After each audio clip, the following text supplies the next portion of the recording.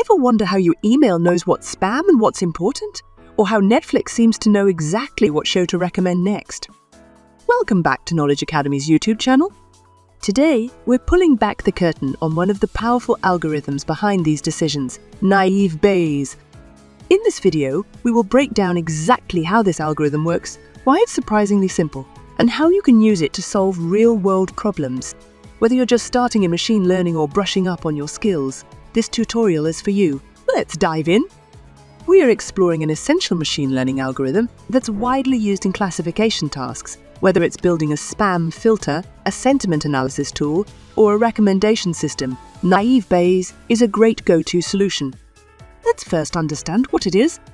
Naïve Bayes is a supervised machine learning algorithm used for classification problems. It's based on Bayes' theorem, which calculates the probability of an event based on prior knowledge. One key feature of Naïve Bayes is its assumption that all features are independent of each other, which is why it's called naive. Even though this assumption is often unrealistic, Naïve Bayes performs surprisingly well in tasks like spam detection, medical diagnosis, and text classification. Now let's understand how it works, so let's break it down step by step. Bayes' theorem formula is shown in your screen. Here, PA by B is the probability of class A given feature B. PB by A is the likelihood of feature B given class A. PA is the prior probability of class A. Prior probability of feature B. Naïve Bayes assumes all features are independent. This simplifies the calculations by multiplying individual probabilities. And the algorithm also assigns the class with the highest probability based on the input features. Imagine you're classifying emails as spam or not spam. Naïve Bayes calculates the likelihood of spam based on word occurrences, like free or discount, using probabilities derived from past data. Now, Naïve Bayes isn't a one-size-fits-all algorithm. Depending on your data type, you can choose from three main variations. First, Gaussian Naïve Bayes. It's for continuous data. It assumes the features follow a Gaussian or normal distribution. It is commonly applied in numerical datasets like medical or sensor data. Second, multinomial Naïve Bayes. It's for count-based data, such as word frequencies in text.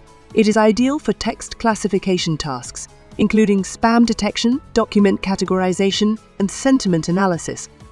Third, Bernoulli Naïve Bayes. It's for binary or Boolean data. It is great for applications like binary text classification, where feature presence matters more than frequency. Each type of Naïve Bayes is tailored to specific scenarios, making it a flexible choice for diverse machine learning tasks. Now let's look at pros and cons of Naïve Bayes. First, let's look at its pros. It is fast and simple, quick to train, and easy to implement. It is effective for text data, especially in tasks like spam detection or sentiment analysis. It works with small datasets, performs well even with limited training data. Now for cons. It assumes features are independent, which is rarely true in real-world scenarios. It isn't ideal for continuous data.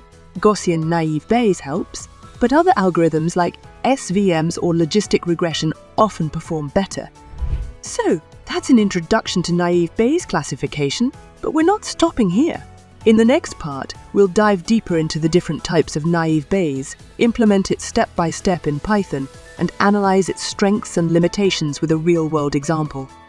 If you're excited to see Naïve Bayes in action, make sure to like this video, subscribe for more tutorials, and hit the notification bell so you don't miss part 2. See you in the next one.